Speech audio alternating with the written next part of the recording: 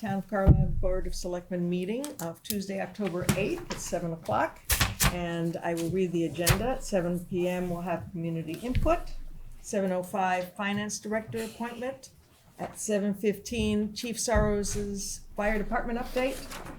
At 7:45 review approved the Smart Pay-as-you-throw evaluation and implementation study. At 8:15 discuss the results of the special town meeting.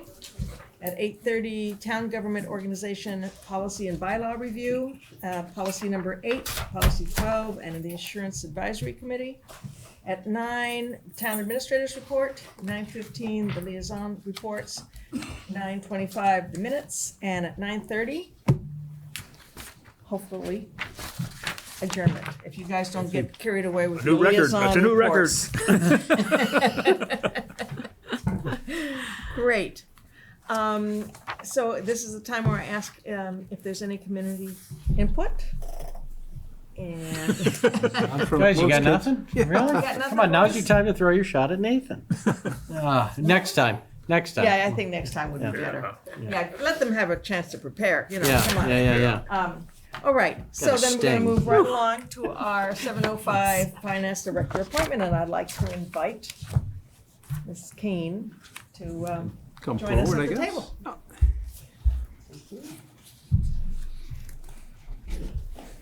Welcome. Thank you. So Tim, you wanna lead off? Okay, well, you'll recall that we advertised this position in the summer and got a handful of applications, I would say, but Kim's kind of stood out among most of them because she has a wealth of experience. The group that I put together for the interviews was Kate, Scott Triola from FinCom, and Kevin Perkins from the Audit Committee.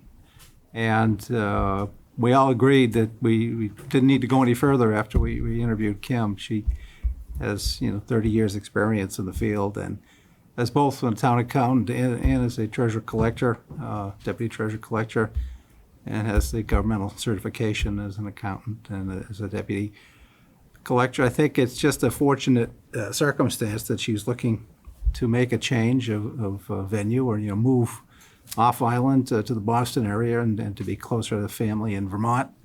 So we'll certainly take advantage of that. We need a break, so I think we'll take advantage of that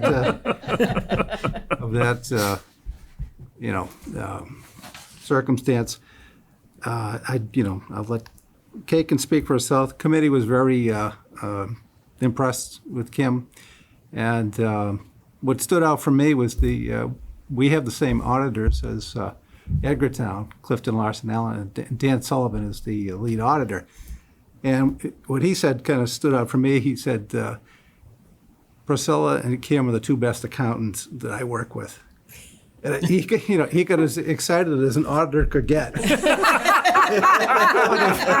thought of putting them together in the same office. So I said, that's all I need. Dan's not given to hyperbole in the first place. So it's this. I think this is going to work out. Because he thought it would be a good pairing, and I think Priscilla and Kim know each other professionally, at least through the association, and I think that I'm very hopeful. I'm certain there's going to be a good working relationship between the two of them.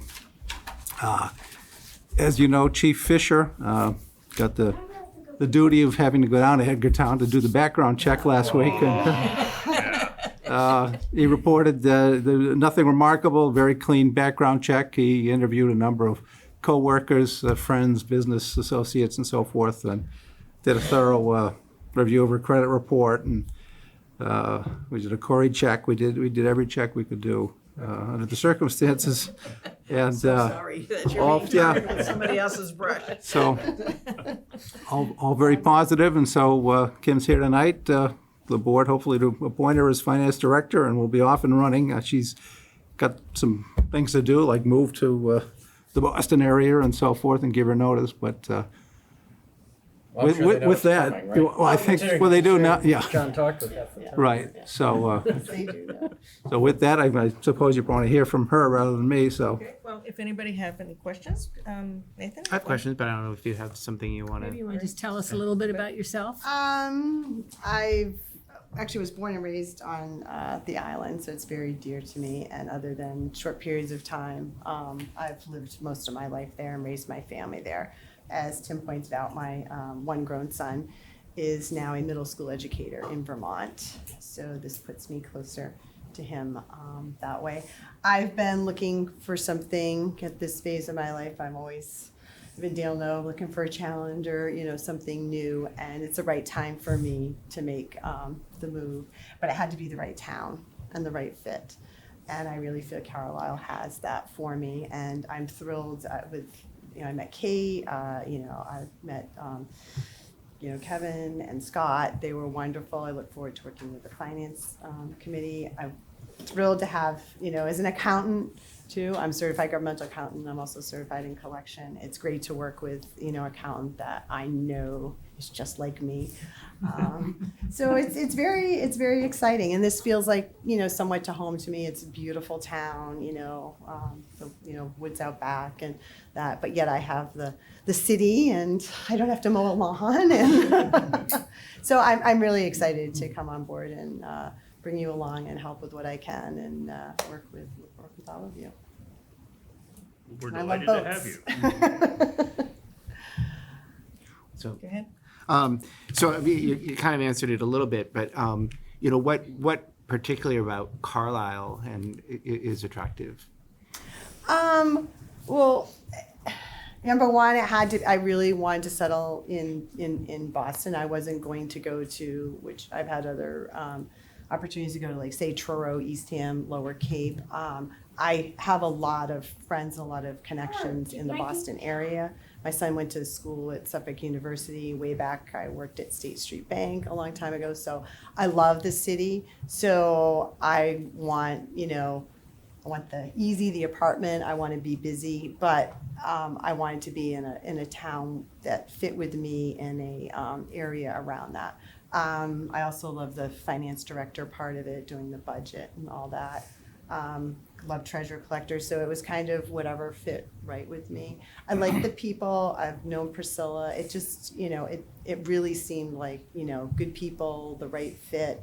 A town that cares about, which obviously you do, which the Vineyard didn't do as well, in the sense of we have a lot of building, and I see that, and it changes things. So for you to have, narrowed it down where you only had 2-acre minimum, building lots and stuff, and you kind of kept the commercial part of it out, which we've done, somewhat on the Vineyard. We don't have McDonald's or, any big chains. It keeps that, quaintness and uniqueness with it. So, when I saw it come up and talking about the thing, it really appealed to me, and I thought, that's a town I would be happy, working in. Okay. So one of the things, I think if I think about Edgartown and I think about Carlisle, I see a lot of similarities. One of the things that I see is pretty different is we don't have really any commercial income. No.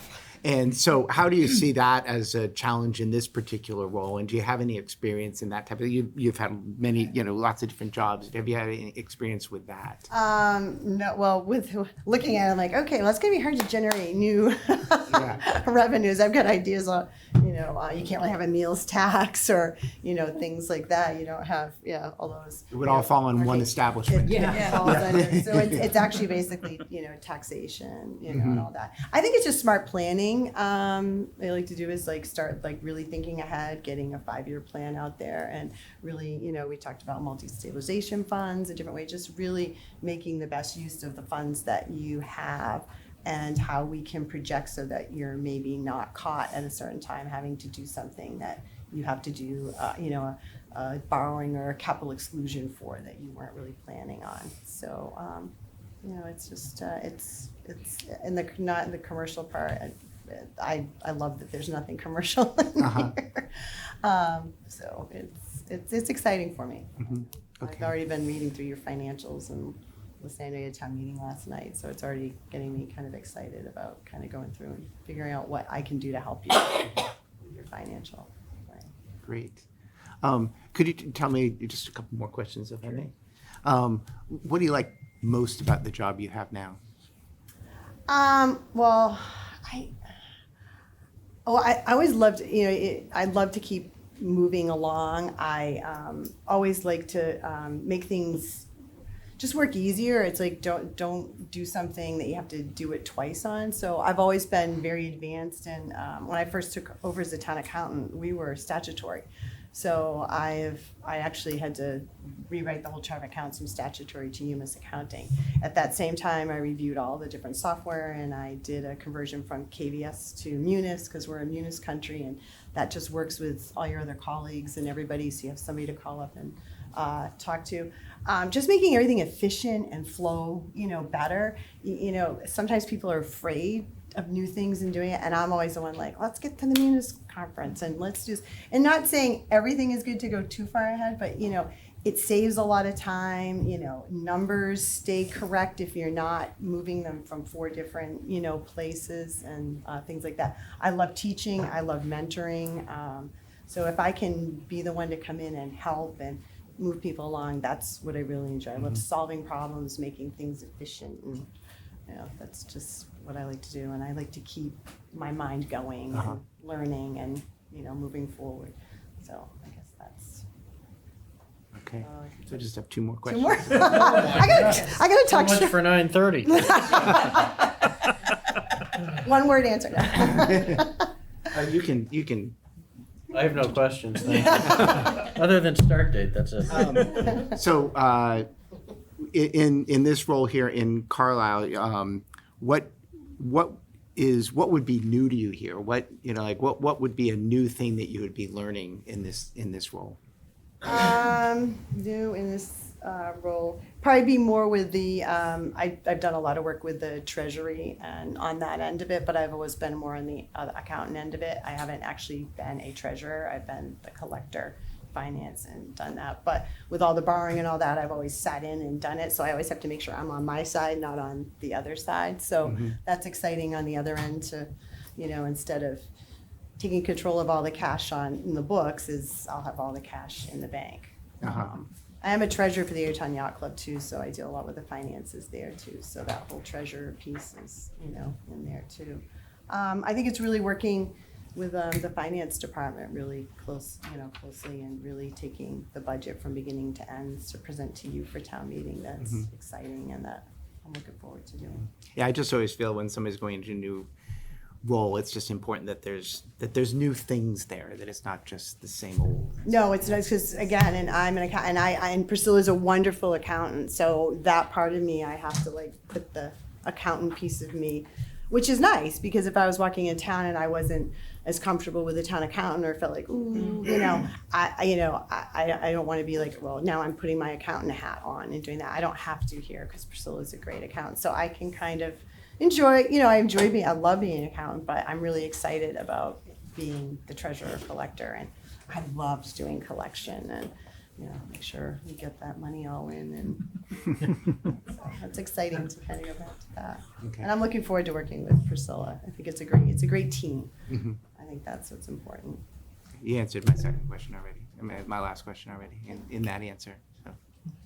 I have one for you. I think a lot of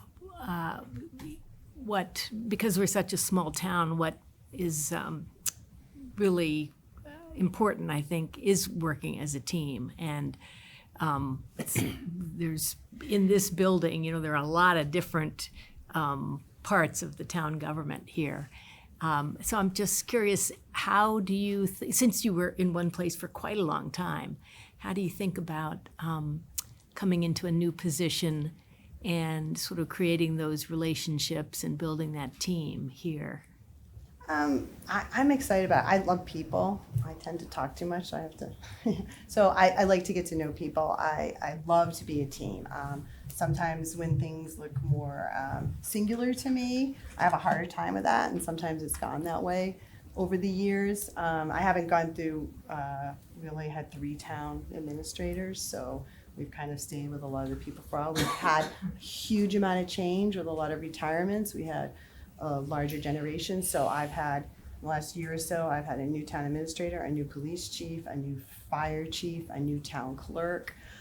So I've become a lot of the senior person with some of them. So, you know, our town clerk was newer. It's like, you know, help me after the town meeting. I need this, you know, step in. And, you know, our police chief, you know, I need, you know, help with this. I'm getting to know. And then he lost his assistant. So we're losing our counseling. We've had, like you, a lot of, you know, changeover. So in the last 3 years, I've had to have a lot of new people I've had to take under my wing, and my wings are getting like this. I'm like, okay, I have to let you go and fly. Now there's a new one here, you know, and teaching them the munis, or, you know, helping them to get together and, you know, working as a, you know, a team, you know, with everybody, so that the left hand knows what the right hand's, you know, doing, and we're all on the same page. So I would love to be a team player. So I hope. Is Edgartown a town administrator or a town manager? Town administrator. Town administrator, okay.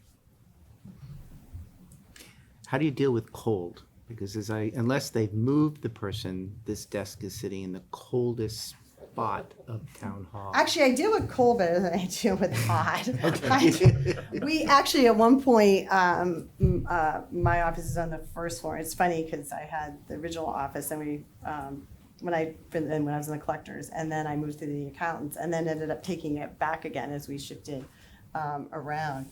And they had wanted at one point, because the accountant isn't really, you know, public, you're dealing just more with the department heads, of going to the 3rd floor and moving the selectmen's office down. And I went up there a few times while we were doing some of the changeover and different times, and I'm like, oh my God, I can't work up here, it's too hot. And that's the biggest complaint on the 3rd floor, is anybody up there, you know, we're downstairs in coats, and they're, you know, and like almost want to be in a tank top or something. So, Of course, no. you haven't heard that I was thinking about taking this building and shaking it like this and seeing where everybody landed. And so she may be sitting back there, who knows, maybe we'll be. I'll put a, different you spots know, for we, people. I have a cold, because we're on cement too. With my sister and I, our room, the heat was on the top and it doesn't blow out right. So to keep them cooler upstairs, they turn the heat off, or they have AC on when we're doing it. So we're cold downstairs. So put a little space heater under, as long as my feet are warm. The heat battle. Yes. It's always been, you know, I've done with different age levels. You have different people. Somebody's hot, somebody's cold. I'll figure it out. I'm very old wardrobe. Alan? I've always characterized the town here as always astonished by a town that's run by volunteers. We have a relatively small staff. We have, I don't know how many boards and committees, I think 44, 55. I think we're each liaison. 50. We're each a liaison to Yeah, 11 of 10 them, I or think. 11, So yeah. there's a lot. Is Edgartown a similar kind of a Well, setup? we have a volunteer fire department, and we have a lot of different committees. Like we have a historic committee, so that's you know, you have the whole committee on that that's going to be appointed in, and you have planning board, zoning. We have a lot of different volunteers down at the Council on Aging and stuff like that. But yeah, we're still a volunteer fire department, and we pay like paramedics and, you know, things like that. So yeah, I'm used to a town like that. It hasn't been that long since we actually have a paid, you know, fire chief, you know, for a long time. It was just, you know, when the whistle blew, almost everybody worked within a few mile radius. We've had one for almost a year. Almost a year, you're a little bit ahead About of 6 us. months. But that's the thing, is things grow, and then regulations, and then you've got to have your firefighters, you know, before, when you're also too, when you're volunteering, you know, people are doing it at their own time. So when you're doing firefighting courses, you can't make that mandatory. And now there's so much mandatory with your different fire departments of different, you know, levels that they have to have as a first responder and things like that. So I think that's what's starting, you're starting to see that. And with the ambulances now, we do have, they can't be volunteer, you have to have, especially in the summertime, with us paid paramedics and things like that. But there still is a whole other, you know, staff. Ambulance is pretty much not volunteer anymore, but the fire department is, you have your, you know, paid chief and a few of them, and then the rest. But it's amazing when you get a town like that, everybody comes out when there's, you know, the big, storm or the fire or whatever. And we have to deal with that a lot with hurricanes and storms. So you have a lot of, the firemen are down there all volunteer cooking for anybody out there who's, driving trucks to plow or, hauling boats or, and then the animal officer lives on the way. So she's baking brownies for somebody that they stop by, that's what a small Ryan? town's like. Yeah, empty-handed. No, and even my son, which I love, is he grew up with my ex-husband was a fireman, as was my grandfather, as was my uncle, and so we had generations on the fire department. And from a little boy, he would do radio checks. Like I see your son's coming into town meeting things. He would do radio checks, with them, and every Sunday go ride by with a, truck. And then on Halloween or Christmas, he'd be stuffing the stockings with, the nuts and the orange and, a candy cane. And then the shut-ins and stuff, the fire truck would stop and out he'd run and he'd take it to the thing and come back. And, it's so, you always learn with that as you always get back, especially to your elders and stuff like that. So You guys need to step up your game. You have no idea what we've been up to. Well, you have anything That's all I else? have. And Thank you. Luke, No. Besides the starting date? Yeah, other than Yes. start date, no. Estimated start date, right? I think the first week of November. I think, Talking yeah, about that's that, what we, Just enough time, because if I give my Yeah. notice, it'll be the 23rd, and I have to move into a unfinished apartment. I'm signing a lease and finishing up everything tomorrow, and then packing up my house so that I can get out of there and rent and get my caretaker and all the things like that. So ideally I wanted like 2 weeks, so I think it works out to be like 10 days or something. If I can get in, and I'm between Boston, I know there's 2 important meetings, which for myself, I'd like to get to on the 28th and the 30th. I'd like to try and be at those, and if I just come in for those and work something else out. yeah, that With would be that, ideal. Yeah, Yeah. stay at my house. Yes. Thank you. I got an extra bedroom. She has a nice We'll house. put So you- there's a- Yeah. Put the kids up back out to the plant. That's the main thing, just getting that bed. That's and right. everything. And once they do, I want to get, kind of have a place and settle. That's why after I left here on the 11th, I went and started really looking, because I have places, I'm in Boston, I can see it, but I didn't want to be trying to do that and then getting into a job and then shifting, trying to, move everything. I kind of like that part settled and then to be here, but thank you. And so you've been working on a contract? Yes, yeah. We have that. Oh, no, so we don't, not a contract, not a formal contract. Okay. Just an agreement on terms of employment, Okay. salary, So so that's what forth, this yeah. motion is, right? So are you ready? Yeah. Yeah.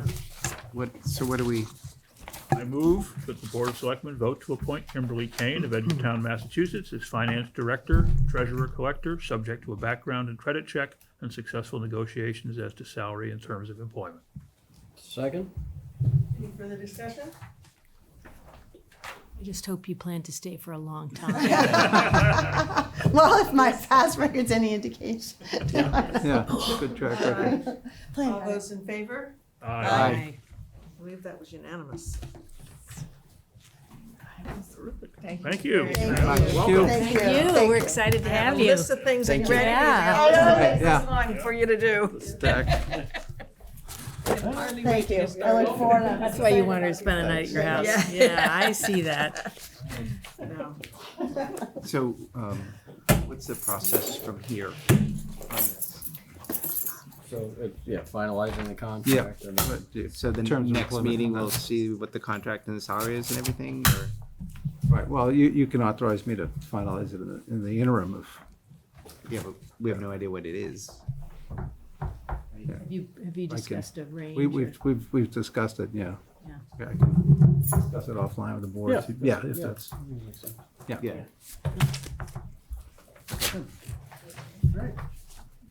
Thank you. Thanks, Kim.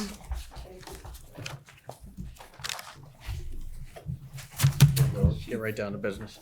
Chief Saros, would you join us? Yeah.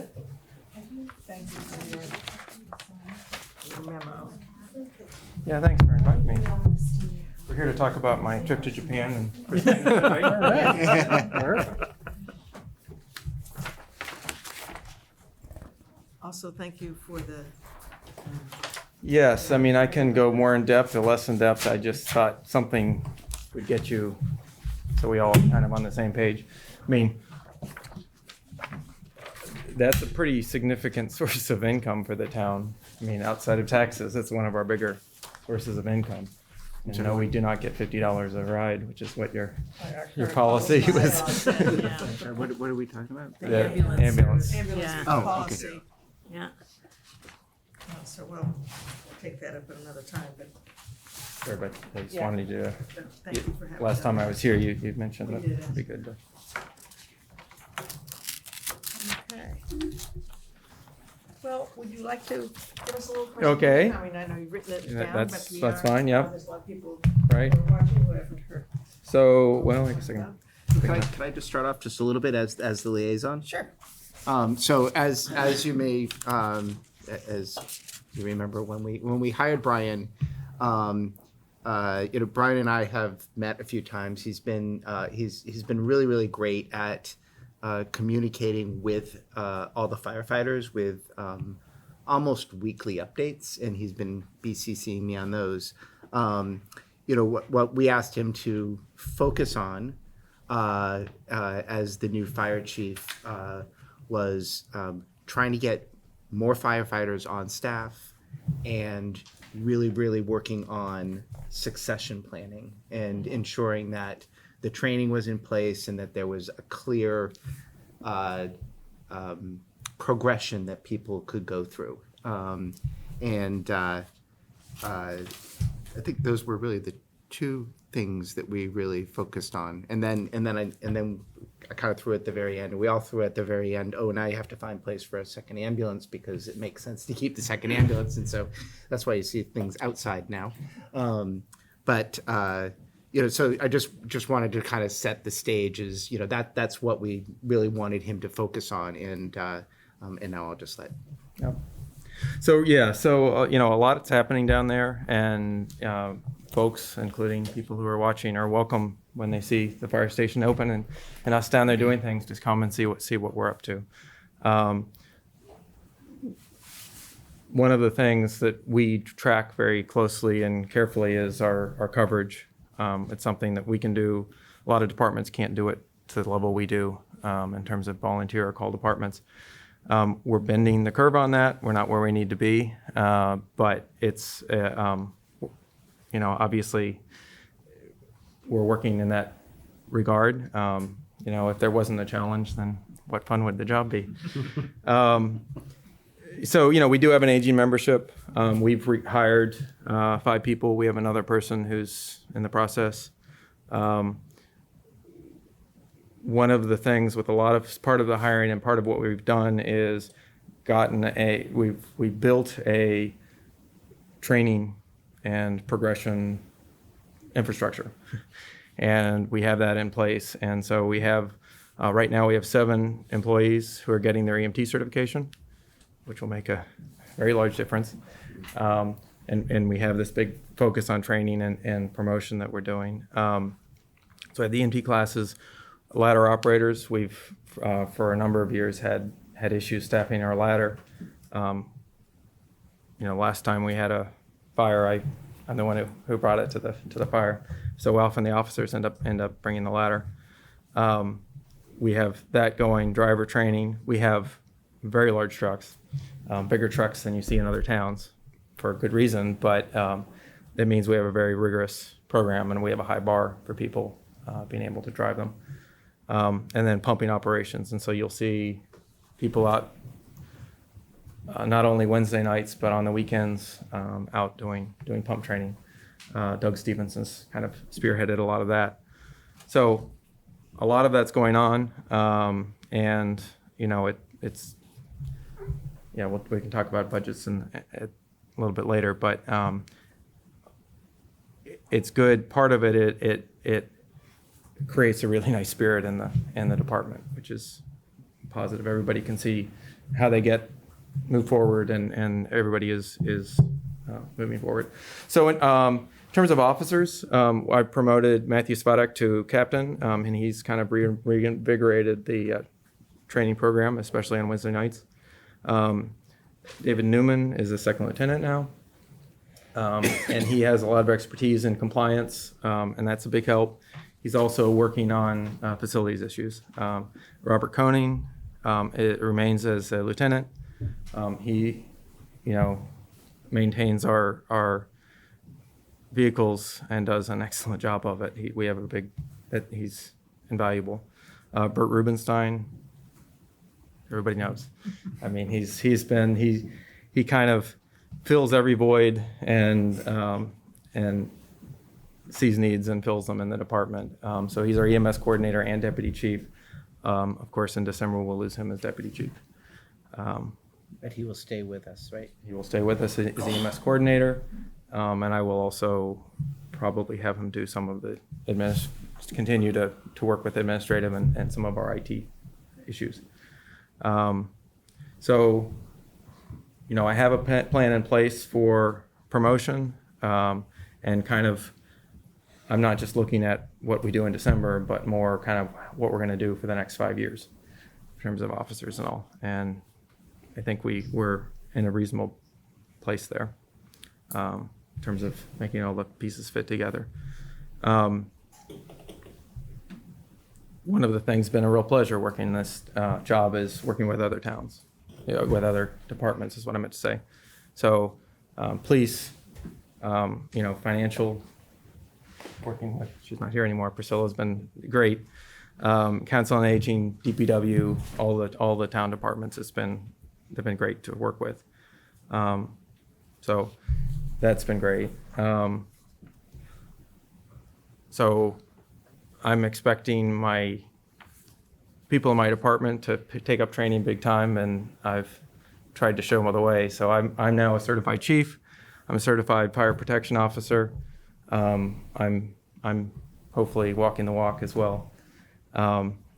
We have a firefighter and a very rigorous, the Firefighter 1-2 program is a very rigorous program, especially for, basically we're doing this on a volunteer basis, the time they put into it. So she's there, she has a 6-month-old baby. She's there Tuesdays and Thursday nights and most weekends for quite a few months, many months. I don't remember whether it's 6 months or something in that range. In Stowe. Yeah, Stowe Fire Academy. We have 2 members who are planning to do it in the spring. We have a firefighter who just took a 60-hour motor pump operator course.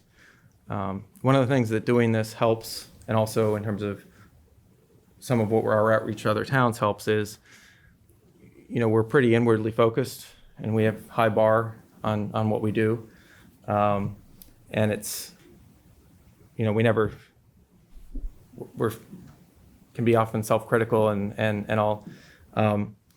The person who came back from the motor pump operator course, 60 hours of this very advanced course, came back with, a couple of real big takeaways. One of them is we do a darn good job of taking care of our equipment, because he saw a bunch of other equipment, and what we're doing in terms of pump operations is spot on, and we have very good and rigorous program. So there's something you learn in terms of the technology, but there's also something you learn as you realize, we are pretty good. We do a pretty good job here. We do a pretty good service, and we should be proud of what we do.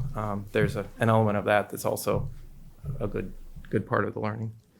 And people are taking 1-day, 2-day courses at the Fire Academy outside of what we're doing. So I mentioned that from a budget perspective, additional training costs are going to be difficult to absorb, but it's essential for a sustainable department.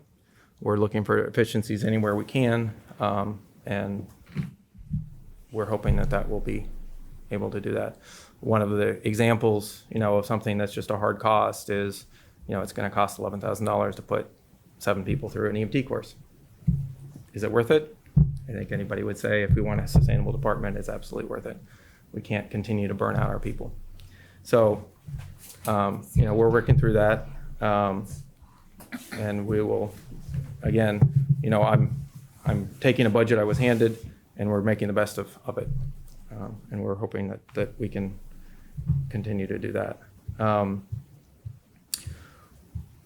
We have also had a lot of outreach to other towns. So we're engaged within our town and a lot of the activities in the town, and that's been great. Outside of the town, even going to parades and things. you go to a parade and they invite you in for a barbecue afterwards. This is actually really good things to do. We were over at Massport and finding out, oh, they have 1,000 gallons of Class B foam. We have no reason to have a Class B foam setup of that size here. But boy, if we had a tanker problem, we'd need it. And if we called it from the district, it would take an hour, or it's right here in Massport. And, we're friendly with them at this point, and they're happy to send it over mutual aid. So, learning those things, getting that outreach, it's been good. There's numbers of ways in which departments have helped us, and there's ways that we've helped other departments. We're getting back on the running cards and stuff for mutual aid, especially for their unhydrated areas. We can be a big help to them. So all of that, I think, is very positive. One of the things I do want to point out, just because it's, an ethics issue, is according to our ethics training, our administrative assistant, for her to be an EMT, I should notify you. So you've been notified she'd like to be an EMT. She's in the course right now. And Why would you need to notify us? if you do two positions within the same department, it's an ethics issue that you need to notify your Board of Selectmen. Oh, she has two positions within, she has two positions. She would have Right, two okay. positions once we hire her. And it's not that there is an ethics issue, it's that I need to let you know, and so that you can understand that there isn't an ethics issue. Why isn't every firefighter who's an EMP in that same situation? Not been considered that way. I guess because it's a very different administrative, a very different kind of position. That if she were to then be controlling her paychecks, for example, or something like that, it would be an issue. But in our department, the way we handle things, that's just not the way it works. So we should probably just document that in some way that we've been informed, right? Yeah. So I have that in your little letter so that you have that. The other thing, not any ethics rules, but I just should notify you that we've hired my daughter as an EMT. And that she's, we have enough people doing enough things that, deputy chief can handle anything that has to do with her employment. So I think it's a very positive thing, and hopefully other people can do the same thing in terms of it being a family activity, a family commitment. Family that EMTs. Yeah, that's right. So Brian, one of the other things that we had talked about with Chief Flannery and we talked with you throughout the hiring process was the difficulty because we had so many auxiliary firefighters and not regular firefighters. And so you talked a little bit about the officers, but could you talk a little bit about what you've done there as well? So two pieces to it. One of them is that what we call a firefighter means you have to be proficient in operating every truck we have. And the big skill there's a skill to driving a big truck. There's also huge skills to running a pump. So when you have a mile of 5-inch hose, if you do a gallon per foot and you think about the weight that's coming, you don't just close a valve, right? I mean, there are lots of things that have to do with that we need to learn. So it's a very high bar for us to be at that level of what we call a firefighter. What it ends up meaning is that we have a few people who are at that level. We are training a whole lot more people to be at that level. But it ends up that your firefighters operate the trucks and your auxiliaries fight fires because they're the ones going and fighting fires. So part of that, it doesn't make sense in two ways. One is that your auxiliaries are fighting fires and they're obviously firefighters if that's what they're doing. But the other thing is we didn't have a good way to make a distinction between auxiliaries and firefighters. Or somebody who should be going in and fighting a fire and somebody who just walked through the door and needs to be trained and is useful on the fire ground, but maybe not at the end of a nozzle. So the goal we're having and what we're working toward is having a position called operator, so that you have auxiliaries, you have firefighters, you have operators, and you have officers. And that's the direction we're going.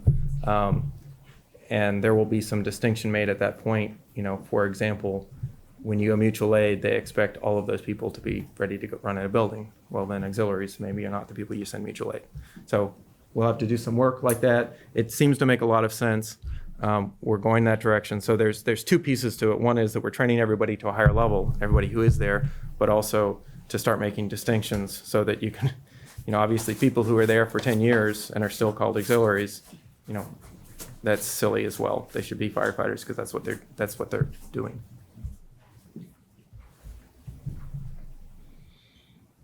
Questions? Questions? Sounds like you're doing a lot. I think I've spoken enough. Yeah. Yeah. No, we have a lot going on. There's a lot going on in the department, and it's you know, we're doing a lot more things in-house that we used to outsource, which is one where we're trying to have efficiencies. There's a lot of volunteering going on, but and there are a lot of things that we're doing to make it more sustainable. But in the short term, you know, obviously we're trying to make it work while we get from here to there.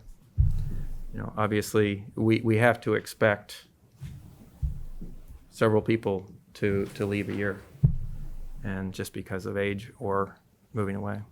We've had a couple of people move away who continue to be on the department, which is incredible. I think a couple people come back too, right? Yeah. Oh, we've had several, yeah. Several people come back, and part of that is that's part of our training crew. They were very experienced people that are coming back and helping us do the training. But then we have people somebody who lives in New Hampshire now who works out of our kitchen because he can do that. The other thing for him is he's one of our driver trainers, and that gives him the opportunity to come down here and provide driver training to us. And a person who lives in Lowell who similarly works on the station, tries to stay in town, and is providing a huge amount of daytime coverage.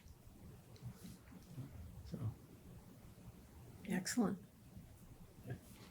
Have you had to do much actual runs yourself? I do. And that's one of our cost savings. So I don't get paid for it. So, and that's not a good model. That's not a good sustainable model. You know, Run them all, and then we. but that's I mean, that is true that for now, that's one of the ways we're going to get through spending all this money on training and these other things is, yes, I'm picking up a lot of these things. Is it a sustainable thing that we should be doing this in 5 years? No. So I'm working, trying to get us to the point where that's not what we're doing. The last month and a half, I've not done so many calls with a broken leg. I'm starting to do more now. I got scolded today when I went into the doctor, but that was a bit of a Let's slow trouble. you down a tad. Yeah. All right, I have to ask, how did you break your leg? I was returning a piece of equipment to the school, and I got away from the people was working with and started to fall on me, and I got myself out of the way. But I'm not sure whether it hit my leg or whether I just twisted, which happened, but broken fibula. So. And still he works on. So I Great. think there were some, There was some discussions and we've had some comments about the budget. Yes. And I talked about that with Brian and maybe you could talk a little bit about that, but just, it seemed like what had happened was with Bert in an interim role, he wasn't, feeling like, well, why don't you talk about it? Yeah. So we were, I mean, nothing negative about it. We were in neutral for a while, so we were in neutral. Things would break. Oh, well, should we get new airbags? Yes, they're 35 years old. Yes, 3 of them popped. We can't depend on the one that we have left. Should we be doing this? They cost a lot of money, but on the other hand, does any department that has car accidents not have airbags or something way you lift a vehicle to get anyway, or anything very heavy. So it took, me coming in to say, yes, this is our strategic direction. We're going to invest in these things where you need to repair the following things. It's not worth repairing this. It would be, this is 35 years old. It would be better to replace it. Those kinds of things. And so once you start making those choices, then you need to start pulling the trigger and doing it. Part of it is I knew we were going to spend a lot of money on training this year. So I was trying to catch up as much of that as we could in last year's budget, where people had done so much volunteer work and we had so few people doing the job of so many, that we did have some money we could use for that, for doing that. But we caught up a lot of our backlog in a short period of time, so that we could have our breathing room to try to concentrate on training this year. I think one of the things we've always said, and I know we said it to you, we said it to David, is, in hiring people, create a problem. But the other thing I would say is, don't go over your budget unless you let us know before you're going to go over your budget. Don't put us in a Don't put it situation where afterwards. don't put us in a situation where we have to say yes. Right. Just let us know, keep us informed, so that we can help, so we can decide the priority based upon other things. Right.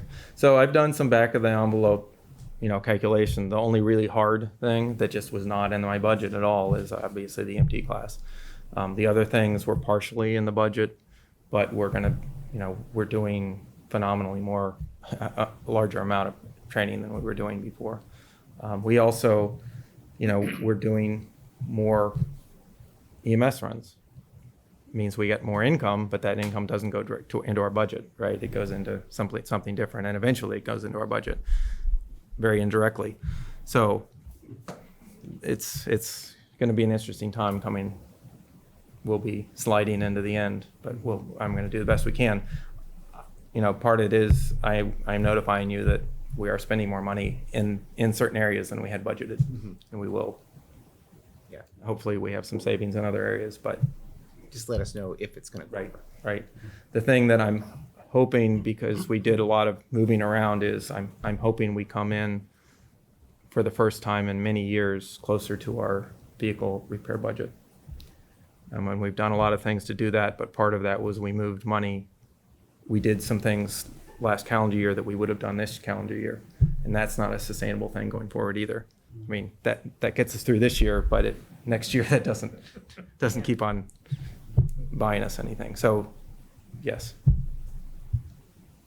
In terms of notifying you, I'll discuss with you how and when, and because it's hard to know early.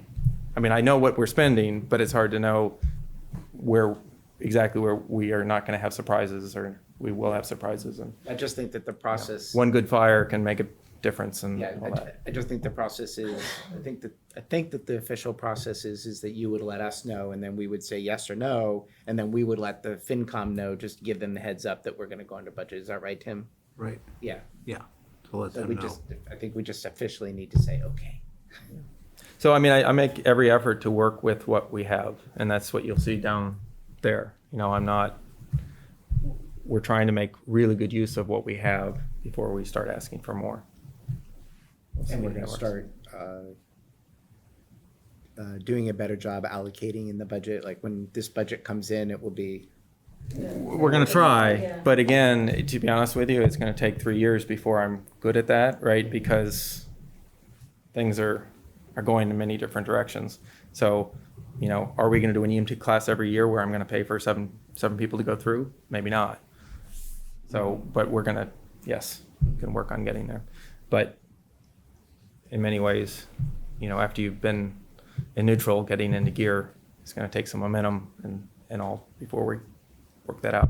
We'll do the best we can for next year. I can't say that it's going to come in perfectly either. Better would be good. Yes. Work on it. Thank you. All right. Thank you. Appreciate Very what you're good. doing. I do like that noon whistle. There you go. And thank you for supporting the tower and being so supportive of us and our needs. We've kind of have a patched together technology that kind of works for us, but it doesn't work at all for mutual aid at all. And the problem is right now our procedures are when something big happens, we switch over to the system that doesn't work very well. So this will hopefully fix that, and I really appreciate that. You've supported us all the way through the process of doing that. Thank you. Thank you. Thank you.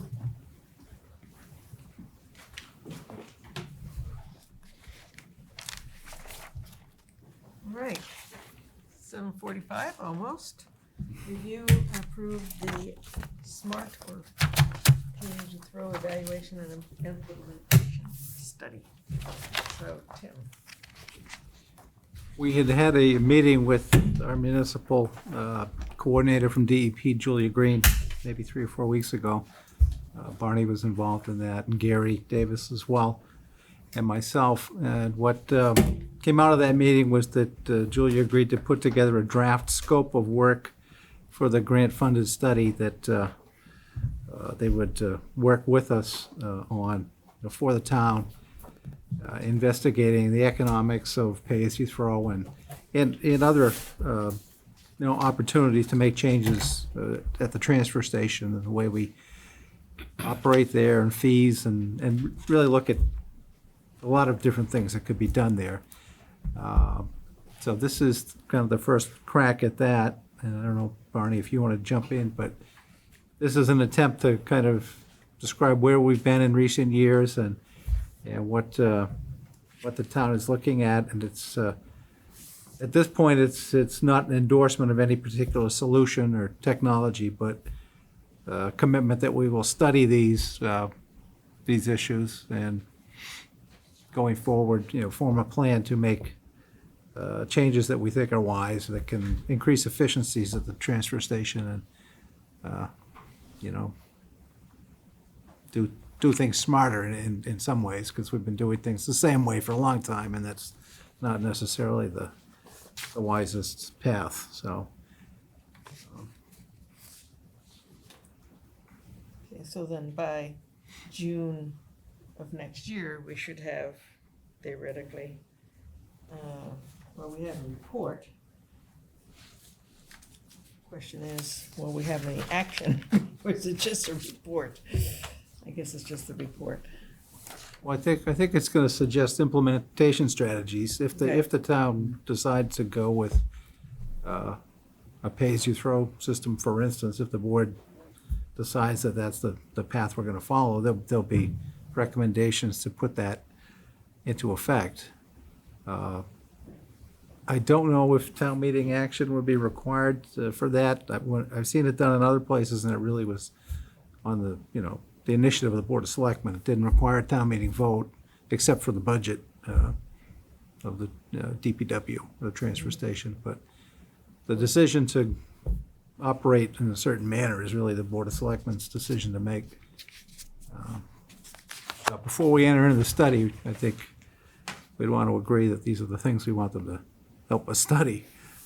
And not, if there's anything there we're not comfortable with, we shouldn't commit to evaluating it, I would think, unless it's something that we're prepared to go forward with if all signs are positive and it makes economic sense.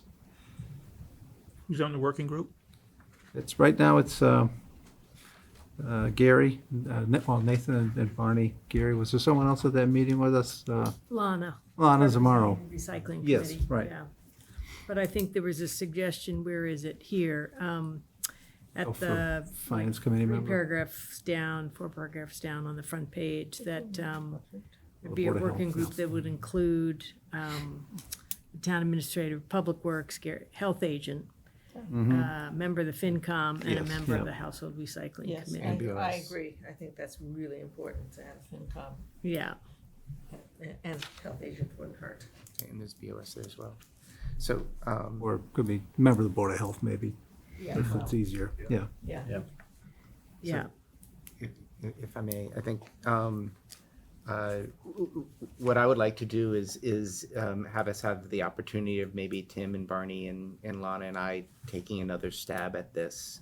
I think this is a little bit different than where we thought it was going to go, in my opinion. If I read this, it's very much a how would we implement pay as you throw, and we kind of went through that last year, and the committee came back with some things that we could do. And what I would like to do is just reword this in a way that it's a little bit clearer that that we really are looking at a lot of alternatives, and that pay as you throw isn't necessarily a given. it may be one of the end out points. I realize that this woman, Julie, I mean, it's really her job is to get pay as you throw because, Well, we did explain That's that what to her, she does. that the town wasn't necessarily sold on that as a solution, and that we right, so I just wanted think I'd to like investigate to, it. so but what, not- what makes me worried, right, is, and I was talking about this with Barney, is if, we explained that to her, that this is what we wanted, and we ended up with this, which is very pay as you throw. And so what would the report be, right? If we wanted something broader and what we got was pay as you throw, if we go with this, what we're gonna get is pay as you throw. And so what I like to do is just have an opportunity to try to rework this to see if we can get it a little bit more broadened and have things like, pay as you throw would be, as the state would define it, would be a pretty major transformation, right? Like the swap shed would probably need to go, and the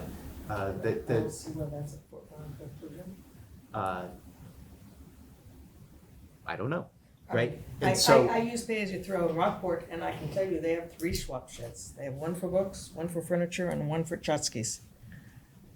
okay, so Well, Yeah. It's official I would like to But just it's the official yeah, it name, should be.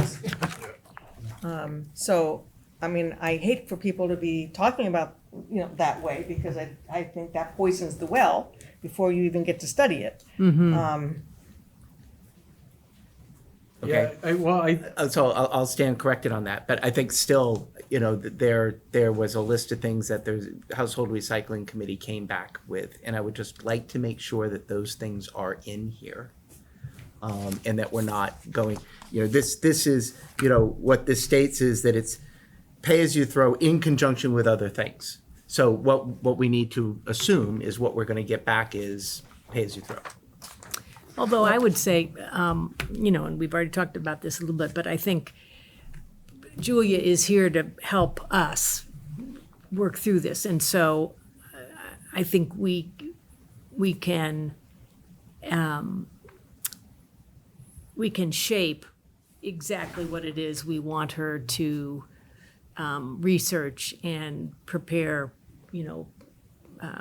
ideas for how you would do it. And so I think it may look that way. I mean, I can see how you'd read this that it would look like it's really just about getting pay as you throw through here. But I do think, at least my take on that first discussion we had with her was that, I mean, we talked about a lot of other ideas. And if they don't appear to be in here, then that's something we can definitely change, I think, and add in so that she's clear that she's looking at, I mean, we talked quite a bit about the construction and debris Mattresses. section, and we talked about, the electronics and what cost that is to us to dispose of electronics, and I don't know if we talked specifically about the swap shed, I can't remember, but The mattress grant, I think. that's right, and getting a grant, right, for the disposable mattresses, there's a program for that, and so anyway, I do think that it's a good idea to, take a look at it, and if there are specific places where we want to make sure other things are looked at, that we can do that. Well, in fact, I think it says it right here, and deliver, after the first task. For the deliverable, For the yeah, deliverable, draft design for Carlisle's smart pay-as-you-throw program, including potential changes to transfer station operations, new waste reduction strategies, fee structure, estimated program impacts, and financial projections. I don't think that maybe, maybe what we should say is draft design for Carlisle waste program, I mean, maybe, I'm wondering if you're reacting to all this smart pay-as-you-throw. It's in there in big letters everywhere. Smart pay as you throw in here. And- yeah. Yeah, if you go down to task 3, it says implement the program. Right. Right. Developing. Right, and the program is It's pay as you smart throw. pay, right. Yeah. Yeah, okay. And so that's just what, I'm not saying that we shouldn't do this. I'm just saying what I'd like to do is have an opportunity to broaden the scope of this as, I wasn't unfortunately at that meeting, but, as was discussed at the meeting, just to make sure that it is in fact broad and we haven't entered into agreement with the state that Right. isn't broad and we can't broaden it. Right, yeah, and that there's no expectation that we have to do this at the end of this, if they're gonna do the in-kind support, right? You know, I do think this is great, though, in the respect that we're gonna be getting a lot of information that we don't have. Yeah. You know, because right now, I mean, we've been kicking it around Subtests. for years. Well, how much does it really cost? And Yeah. how much is the construction and demolition dumpster? And what if we just got rid of that? You know, this should hopefully be thorough enough to cover all of that. And then, yeah, maybe that, yeah, we can pick a few things and we don't have to implement a pay-as-you-throw, right? We just, Right. you know, we have a few things that people have to pay for. So, you know, getting information is never a bad thing. My concern, you know, and it may be unfounded, is that, you know, if we do ask the state for this assistance, you know, is their expectation that we go pay as you throw at the end? And if they don't, you know, is there gonna be not necessarily repercussions, but are they gonna be irked, to put it politely? You know what I mean? Yeah. You know, is their expectation that we will implement the plan that they come Yeah. up with, as long as it makes, you know, financial sense? Yeah. Right? Right, and this, you know, this report does get filed with Mass DEP. You know, the Yeah, I conclusion see of that. her, whatever deliverable she gives to us in terms of a report is also filed with Mass DEP. I did not get the sense, I don't know about you, Tim, but I didn't get the sense in that conversation with her that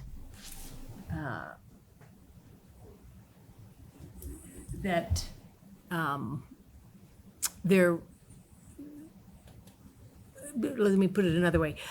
I thought we were quite clear about the fact that we are not ready as a town to implement pay-as-you-throw, even if we Right. had a very clear plan for it. Oh, okay. That there's a lot more education and discussion that would need to happen. Well, and you're right, it was a much broader discussion. I agree Yes. that this looks very narrowly Yeah. focused, and Right. it doesn't really reflect what we talked about, so Yeah.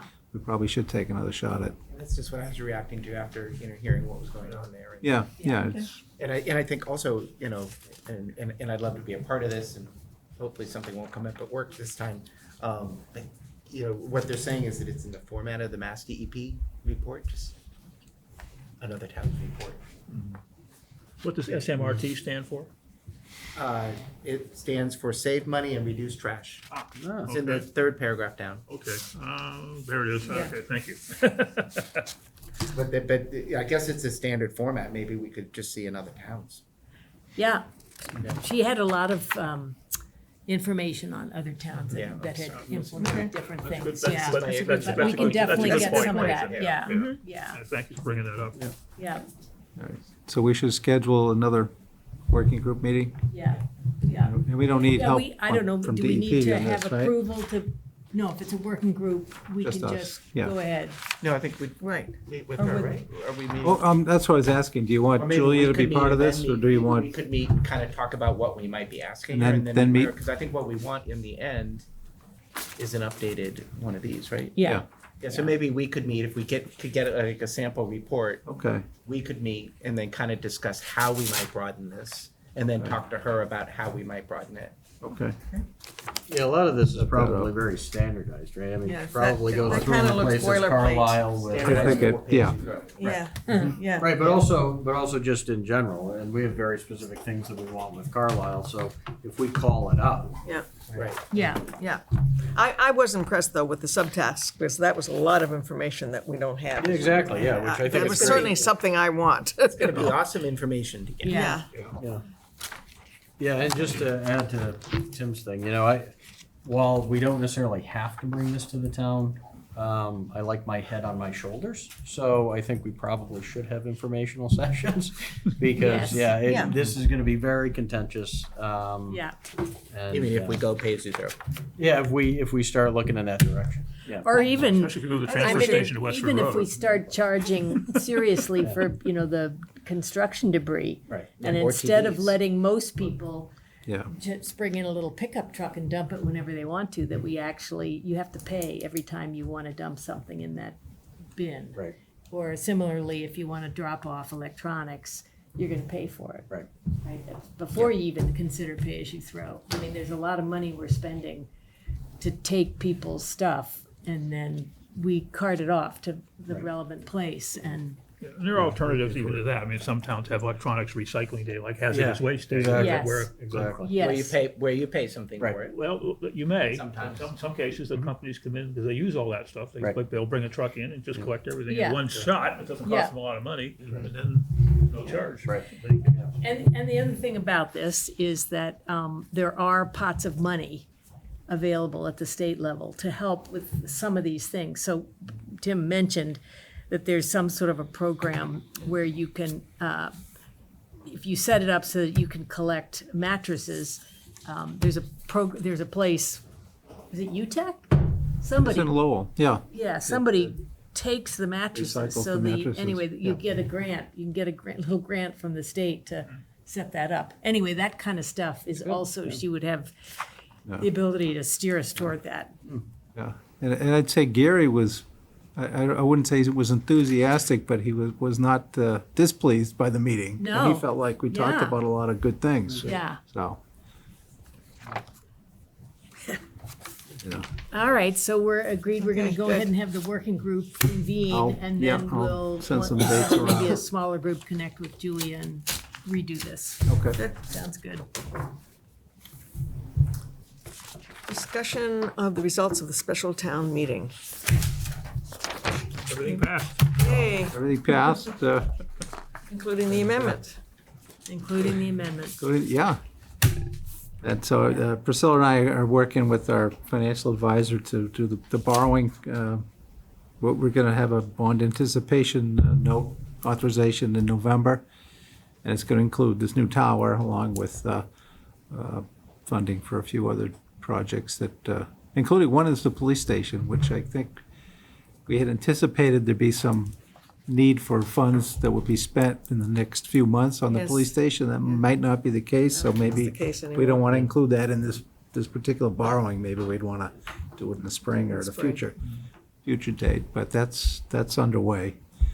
And we're still waiting to hear on the DEP, the appeal of the Conscom's order conditions on the, Yes. we that'd be can't, nice for can't them. go forward with that site until we get to kind of the all clear on that, but otherwise it's, it's gonna start moving pretty quickly, I think.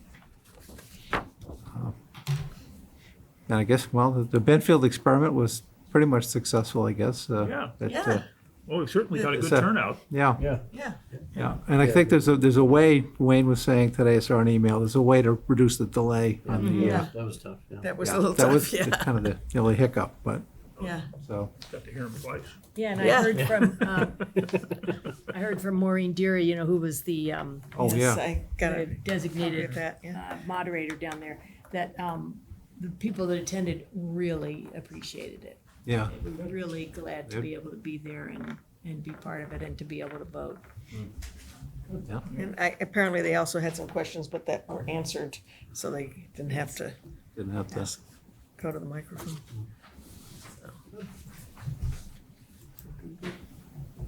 Wow, we're half an hour ahead of schedule. Yeah. Okay. Here comes our favorite part of the Your favorite agenda. part of the agenda, the policies.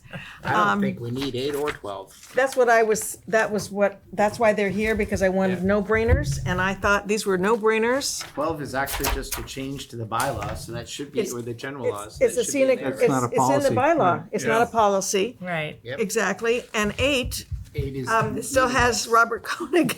I know, look at It's this. not how it refers to anything. I don't. You know, I I mean, I don't think we it's need totally- either one of those. Okay, great, well, Well, that's just my opinion. Can, no, I mean, you wanna make that in the form of a, no, we don't need a motion, we just rip We those could- right out of the policy we book, can and they're vote to gone. rescind them if they're considered, I don't know. I move the Board of Selectmen vote to rescind policy number 8, Building Inspection Department, and policy number 12, Scenic Roads, as they're no longer applicable. Second.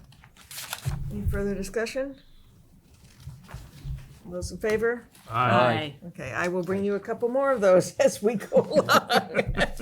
So, I'm trying to do the low hanging fruit. Just keep them somewhere as for posterity. Yeah. Historical. Give them to the Historic Commission. Yeah, there you go. We'll get them bound. All right, and then we have the Insurance Advisory Committee, which we have to get up and running. Right, New right. finance director now. Well, right. I think maybe it was the last meeting, we had talked about an employee benefits committee. And as it turns out, the Insurance Advisory Committee would really be the proper vehicle for that. Yeah. So I That's what I went was back, I thinking. found a memo that Bonnie had sent to the board back in June that describes statutorily who needs to be on an Insurance Advisory Committee. And you'll see that the finance director is the non-voting chair of that board. So I think now with the finance director, it would be a, perfect time to establish that and get representation from the unions and also non-management employees. And that's the proper vehicle to consider changes in insurance plans and changes in benefits. And so this would be one of the first things we'd take up with Kim when she's on board. And the board, I believe, actually approved this setting up We of did. this We back did. in June. And, with everything that happened, I kind of forgot that we did that. So I did want to point that out. So, yeah, we'll get that going as soon as Kim gets on board. And it will also be then the one that considers paid family leave and all this other Right. thing. Any kind of, And we really do need to wrestle this one to the ground sooner rather than later, because I think it's gonna affect our hiring ability as well, because we're way behind the eight ball on that. Amen.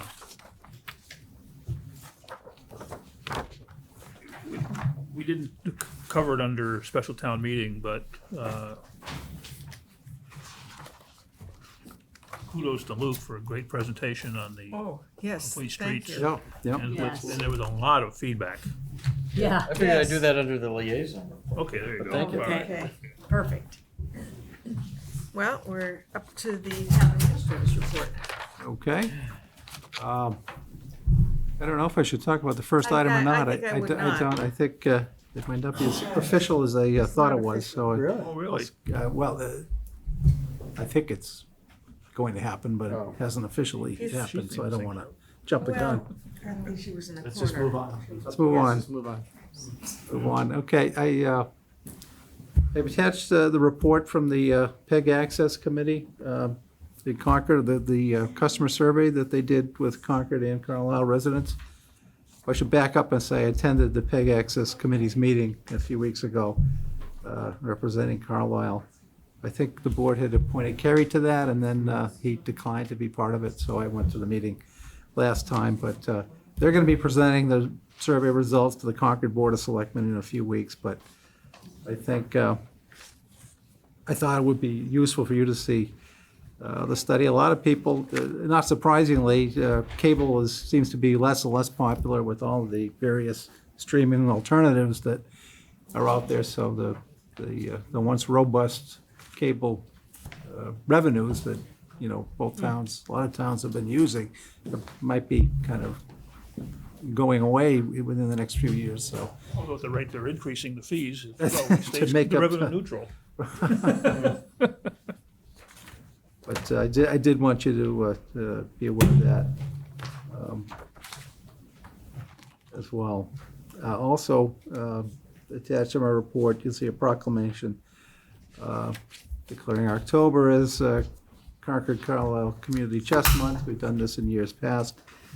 And normally the community chess people come in, but I think we've convinced them that the board will vote the proclamation without the presentation necessarily. So Yeah. Yeah, that's for your, so do I have a action as motion? well.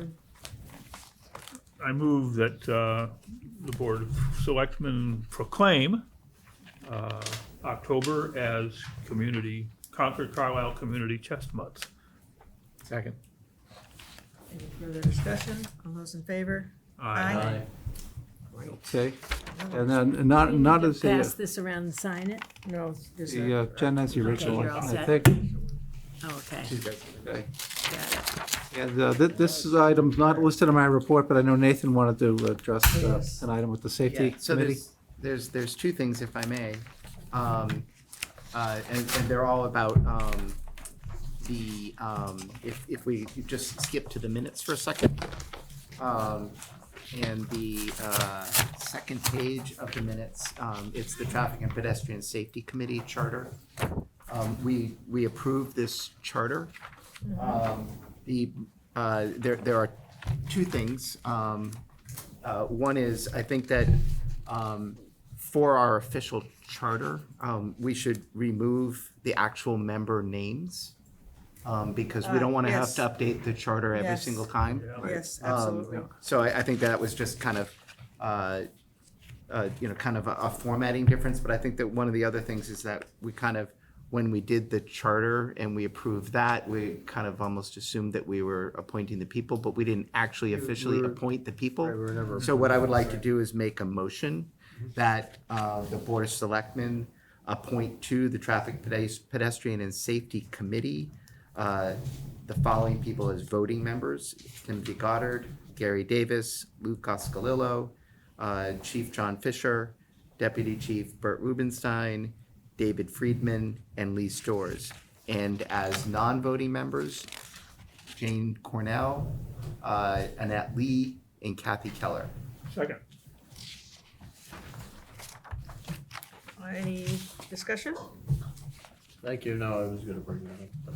Okay, so the voting on the real charter, it'll say voting members will be town administrator, DPW, one board of selectmen, the Police police chief. Deputy fire Well, chief. doesn't have to be deputy. Somebody from the fire department, Somebody somebody from from the fire the department, and two. police department. Community And members. two, yes, community, the fire department, community, and two communities.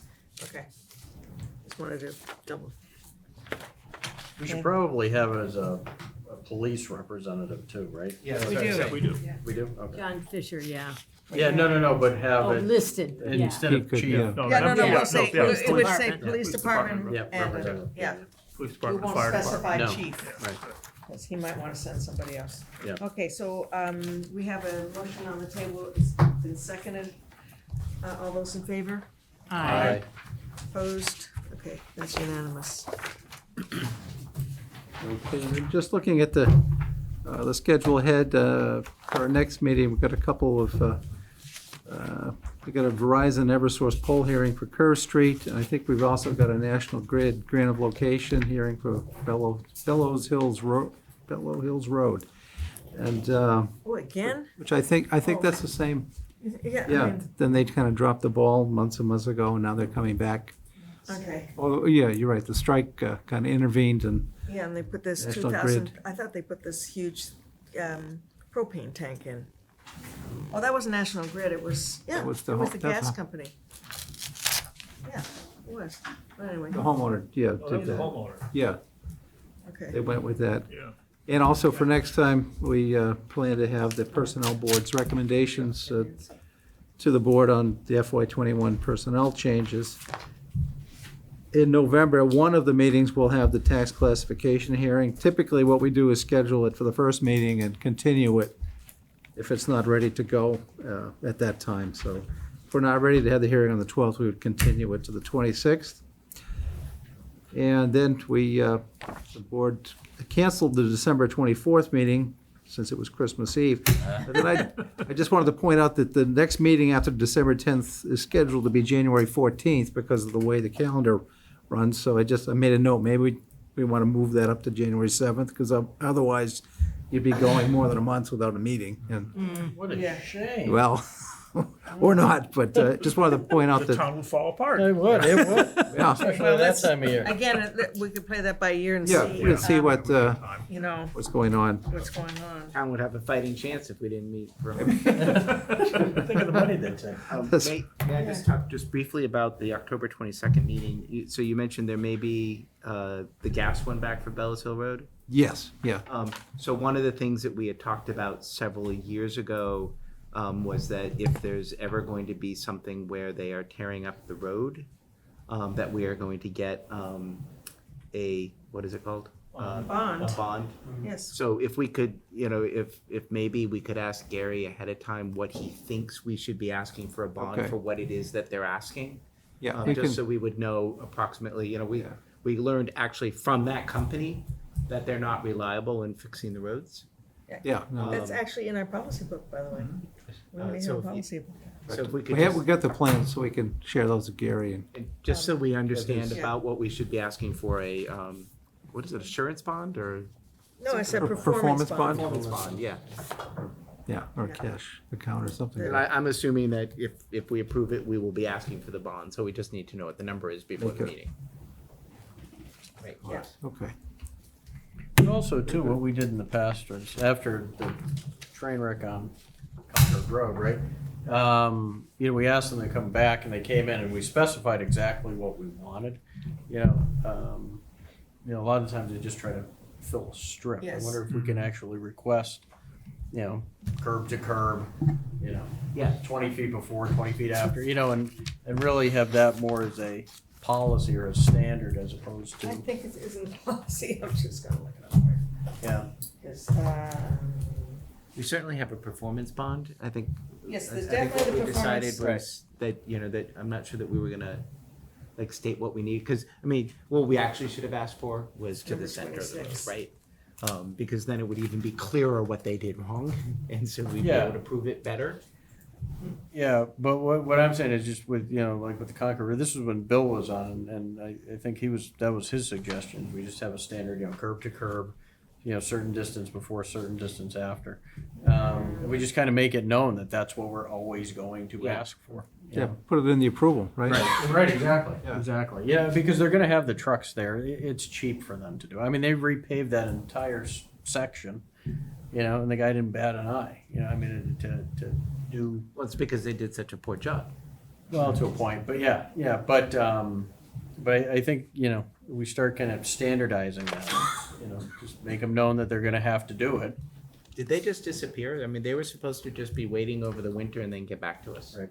Yeah, and I think it was the labor strike that kind of, Yeah. they sort of ceased operations for a number of months. Yeah. Or any So, application. is that a dead issue, or can we still say, hey, you need to fix this road? Well, I think it's fair game to bring that up at the hearing. yeah, Any issues you've got with the utility? Because they want to get this permit, Because so. it's really, really bad. so I don't think you can ask them to do, if they're just doing, let's say, 1.5 foot trench, you can't ask them to do 20 feet of road. 20 foot wide, curb to curb. Yeah, no, I think that's why I was saying, I think that there are times when we may just do to the center of the road. Yeah. Or even, Yes, they however, maybe on the front of my what- alley, all they Yes. was just a gas shut off. Uh-huh. So it's a 2 Right. foot by 2 foot Right. patch, Right, Yeah. exactly. Yeah. it's fine, but, Yeah. Right. Yeah. But I think we need to know Yeah. how much we're gonna say. right, Even if it's that, we need to know what we're gonna be asking for. Right. Yeah. Because they may even do a 2 by 2 foot patch wrong. yeah, oh, yes, and they often Well, do. in fact, I'm just thinking, back when board days, when we did roads, we had an engineer who that would come and test and check the quality of the Finished the work. finished work. Huh. And I'm wondering if that we should include that. It's not unfortunately, it's not in here, and maybe we need to hurry up and fix our policy, but, Like the cost of a peer review or something? to- yeah. I think for a major project, but probably not for a 2 by Not for 2 a patch. Yeah. No, I'm not thinking Yeah. about 2 by 2, but for me, but I think that's something we I was the certainly. engineer on that one. I Maybe stood this and is the next policy we look at. said, we need another layer on This it. is coming Yeah. up. I think the performance bond will get us so far. That's already in the policy. Yeah. Um, And this will be our first time testing it, right? Because the other one was going to be on Bingham, not Bingham Road. But they were gonna put it in, but then it was withdrawn and they, Yes. Yeah, the other thing too is does Gary have a list? I mean, I know he has a mental list of roads, when they're gonna be paved and, because that would be helpful in terms of, just letting the public know, right? Yeah, if you're gonna Right. if you wanna have something done, your road's gonna be paved in 2 years. Yeah. Think of doing it now. He does have such a list, but I think he's reluctant to share it. Well, we The can share it utilities with us, ask every Jesus. year for, Yeah. and he responds to them, that these are the roads I'm going to Yeah. do, but Yeah. there's no reason why the public should know it. well, maybe he could just share it with us at least. Right, well, So yeah, when exactly. when we're Share it doing with this, us, we then. know. You know whether it's, Yeah, Right. that's a good point. Right, because if you know a road's gonna be paved in 6 months and they wanna do it in 10, you go, well, Jesus, let's speed this up, or let's figure this out to make it work. Because the worst thing is, I mean, you see it in Boston all the time, nice new road, then they dig it up in 3 Yeah. months. You go, what? Yeah. Yeah, Yes. Yeah. Yeah. the Air Force system, fillers and the diggers. Yeah. Kate, you are right. There was one on Bellows Hill Road, but there was another one on Bingham. Okay. Yeah. Anyway, Okay. Good. Okay. Good. All right. All right. All right. Oh, so, your favorite liaison reports. yes. We did the minutes, right? No, we We haven't. haven't approved it. Oh, we No, didn't. we didn't. Okay. You wanna Yeah, just we'll do. Wait and next do it time? next time. Okay. Okay.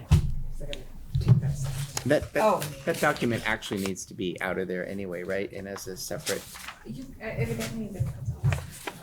Although, I mean, in a way, I don't see why that would have to be changed in those minutes, because that's how they were presented to us, and, I It'll be in think tonight's the new minutes, one's right. in tonight.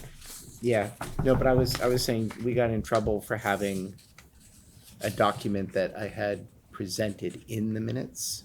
Are we gonna get in trouble having this document within the minutes and not just listed as a Attachment? document that was Oh, I take pictures. refreshed, that was reviewed? Yeah. Remember that's what Yeah. we had to adjust. Yeah, that's why I wouldn't change that. Well, I'm suggesting that no matter what, we need to change these minutes. Oh, okay. Because this was a document that we reviewed, Yes. and so it can stay in here, but it also needs to be listed as a document. Okay, yeah, but I don't think she needs to change the minutes by changing that document, because then the minutes would be incorrect, because that was not the document that we reviewed. Right. Is it on I first? think we're ready to do, I'm agreeing with you on that part. okay, I'm talking about a completely Okay. different topic, Right. which is the format of the minutes. If you recall, when I presented what I thought should, when I presented the dissolution of Yes. the housing authority, I had a document. That document was put within the minutes, and it's supposed to. and put- in the open meeting thing that was against us, they said, no, you can't put it within the minutes, you have to reference it as a separate document. So this was a separate document. Okay, So just add it just, to here. It's fine if it's in here, but but then also add it. also add it just to cover They put the ourselves. belt along with the suspenders. Jeez. So as okay. amended, we can approve them. All right. All right, so I move that we accept the minutes of the Board of Selectmen for September 10th, 2019, as amended. Oh, I'm sorry, just that way it ran up from in front of you. Luckily, I had the date at least. Did you second I that? seconded it. Sorry. Any further discussion? All those in favor? Aye. Okay.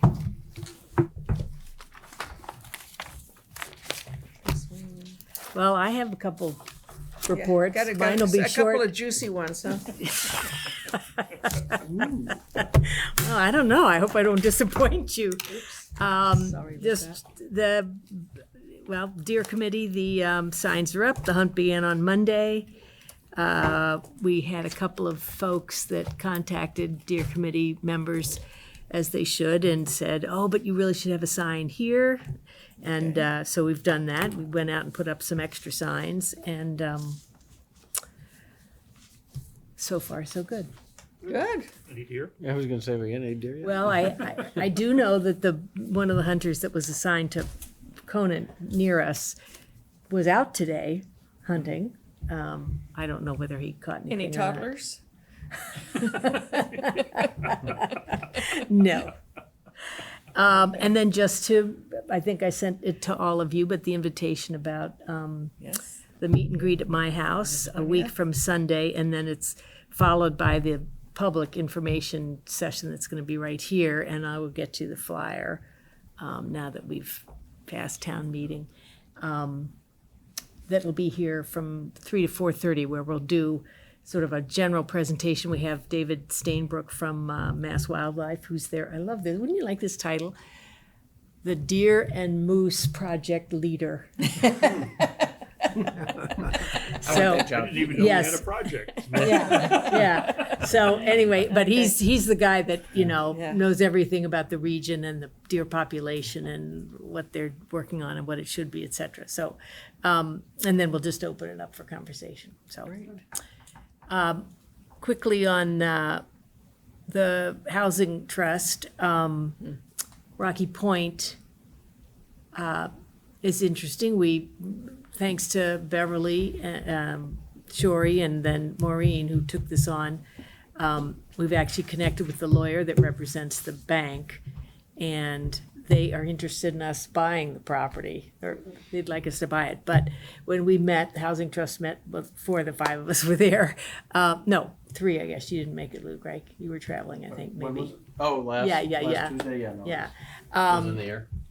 But we discussed, and this is what Beverly and Town Council are talking about right now, is that we make an offer to the bank that we would run a lottery for them to find a buyer that was qualified, rather than the town somehow getting in the business of purchasing the Is this the unit. time where we need to get to this regional housing consortium or whatever it was that we were talking about that could do some of these functions for us? Oh, Yeah, but we don't have that. It might be something, we don't have that agreement with them. Well, I Right, mean, so- at least it's a tangible, not tangible. It's a really but- good example of what we could of use them what we could for. use them for. Yes, so maybe we need to bring that up again at the trust, Yeah, right? yeah, Figure I think, out- yeah, Conversation, I think our next step Because- was to talk to Tom, right, about how we might go about doing that. Right, and right. So we what could we're, legally do. short and- run, we're gonna Yes, figure okay. out what the legal Okay. No. way of doing that might be if we wanted to pursue that. The Board of Health is having their follow-up with Giffey and the others from Benfield on Thursday, and we will see how much progress they've made on their list.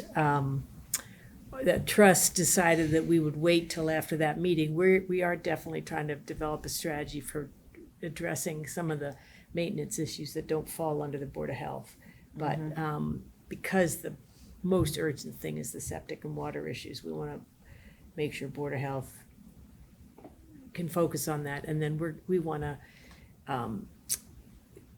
meet with, have some kind of a sort of a coordinating group that would be Board of Health and the Housing Trust, and who else did we say would be part of that discussion? Perhaps The building building inspector. inspector, yeah.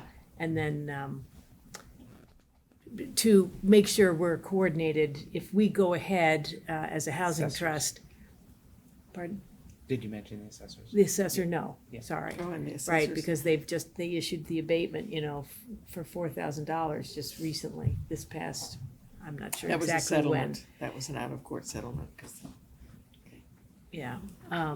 So anyway, we are solely moving ahead on the Benfield maintenance issues. And then on the master plan, we have the first meeting of the full advisory committee. Forgotten I think it's next week. Maybe it's tomorrow night. I can't remember. It's on my calendar. I know. So many meetings. It's on my calendar. Yeah. But God for reminders. yes, the Civic Moxie, the firm we hired is going to come, and they've got a scope of work, and we're starting to look at who they're going to interview and what kind of public meetings they're going to be, and sort of get a whole schedule established. So that's moving ahead slowly. And then finally, I wanted to say around the school committee.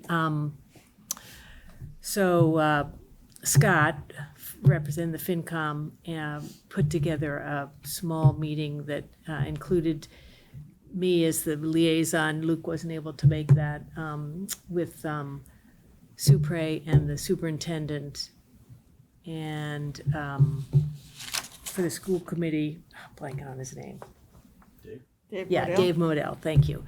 And we just had a preliminary conversation about their thoughts about next year's budget, and it was a good discussion, and I think we made clear some of the concerns.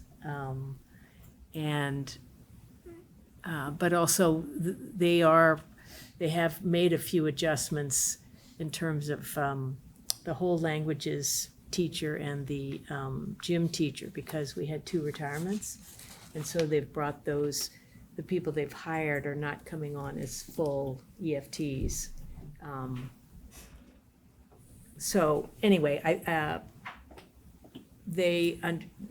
think there's a clear understanding about where we are as a town and the need to really tighten belts, and it was a good, productive conversation. Good. Excellent, yeah. Any other liaison reports? Well, I have the complete streets thing, but. Yeah, well, we've done.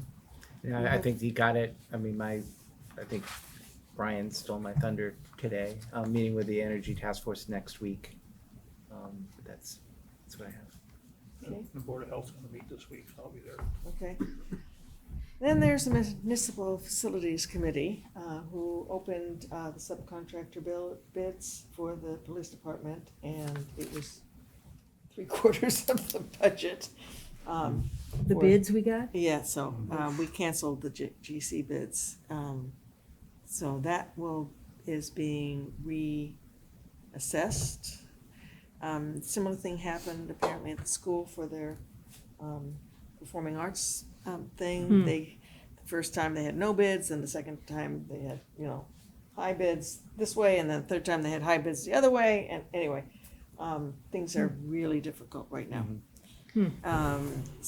What we're hoping, we've discussed, but trying to hold the line on the budget, some of the things that are making the budget go up for the building are deferred maintenance items. For instance, the addressable fire alarm should have probably had replaced already. And then there's a broken HVAC, so apparently the part of the building has not been Ventilated? ventilated. Oh, geez, this is the So police or? what I'm hoping is that we can shift some of those expenses to some of the maintenance pockets of money rather than the capital improvement, because it's throwing everything is just off. So we'll see. Yeah, I think it's just it's- really, really important, and I know that I've said this a dozen times. It's just really important that if we've scoped something for the town and gotten money for that for the town, if something radically changes there, I think we kind of need to go back to the town, right? And Yeah. so, and I know that this isn't what's Actually, being this was not in the scope, original scope. It was after the scope was done that they discovered that they had to. Yeah, so this. I guess, Part of the my point is just that, in past projects, what we've tended to want to do is just say, okay, well, that came in, so let's do this in phases. But what we actually had done initially was said, we're going to get this, and then we have to go back and get more money for something else. I think it's so much better just to be transparent and, I agree. just say, okay, oops, and start over again rather than start spending some of the money and then go back to town. Well, that's why we canceled the bid, because we're not even starting. And then go back to town yeah. for more money. I just So- think it's disingenuous. Yeah. So I'm not suggesting that that's what you're doing. It's We're just a not. good time for me to bring it Absolutely up. not doing that. But I don't know if this project's gonna get off the ground. And then It may be that it just can't. It's just too expensive, right? it might be, I don't know, I hate to say that. And, maybe we have to look at other alternatives. Right, yeah. I mean, it's- and a frankly, take a step back and personally, rethink. as a member of the Municipal Facilities Committee, I'm not willing to spend any more than what we've already asked for on a 10-year solution. Right.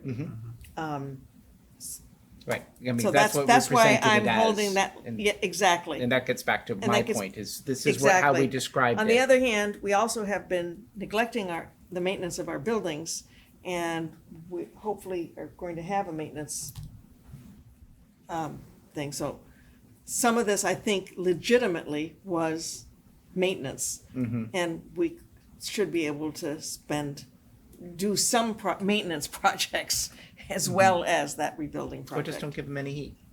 Yeah, right, Yeah, we start looking at the numbers again, right? And it might be that, okay, there's another couple $100,000 for maintenance here, plus the, what, 2 million or 3 million that the whole thing was gonna cost in phases anyway, and then you've got the fire department, and I know Brian's pulling a lot together there, but ultimately that building is going to become, Well, a and problem. that's, frankly, it's already a problem. The fire Right. department's already a problem. We have a lot of ADA issues that Right. need to be addressed, which the Municipal Facilities Committee was hoping to solve with the trailer. And as far as I'm understanding, Chief Sorrows is not in No. favor of a trailer. Right, So. put that in his report. yeah. I think, I think you and I need to talk about it. I think we need to talk about these things because it's, we have the town has liability issues that we cannot bury our head in the sand and A, not address, and B, Yeah, I think we just need to get alignment and figure out who's on first where. yeah. And just to make sure we're all firing on the same cylinders. I think that Yeah. there's a misunderstanding as to who's on first where, and we just need to realign and then start moving forward that would be again. very nice. I'd be happy to get that done. Yeah. I think that's definitely a fixable thing. Yeah, And we need to stop using those engineers. Yeah. well, I'm not. Or forcing the engineers to say what we want them to say. Yeah. So Well, I think it's the opposite. I mean, are you talking about the, The engineering firm that did the police station review, because they're the ones that did the school, and there were a number of issues that were missed there as well. yeah, Well, I'm not pleased the- with them at all. yeah, but they did come back with a much higher number. And we did try to pare it down, and perhaps we just pared it down in the wrong way.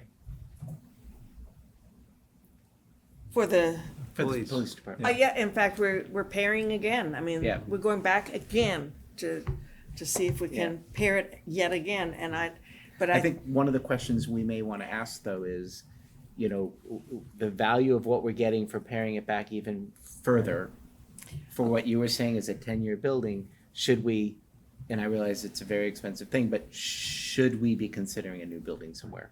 Yeah. That's a combined Okay, building. and then there's the other Right, that's a tension combined is building. what we actually need for health, safety, and welfare, and what the police chief would like, would wants, which may not necessarily be all health, safety, and may other things, and that Yeah, I mean, I think puts he's the municipal- going for what he can for his exactly, his and group, right? I understand, but that unfortunately the Municipal Facilities Committee is trying to hold the line against all these wants from everybody, and they don't necessarily have all the authority they need. So I think, I keep on telling them, we need to have a joint meeting, the Selectmen and the Municipal Facilities Committee, so that we are all also on the same page, so that they feel that they Right. have support, because they're trying to not let all these wants get away with everybody. Yeah, I think there's two things that happen, at least what I've discovered in my professional career is once you start working at these things, there's two things that happen. There's there's actually many things that happen. One is because you talked about it, they think you're gonna fix it. Yeah. Isn't necessarily true. Yes. The other thing is that everybody just starts running to you and they think that you can fix it right away.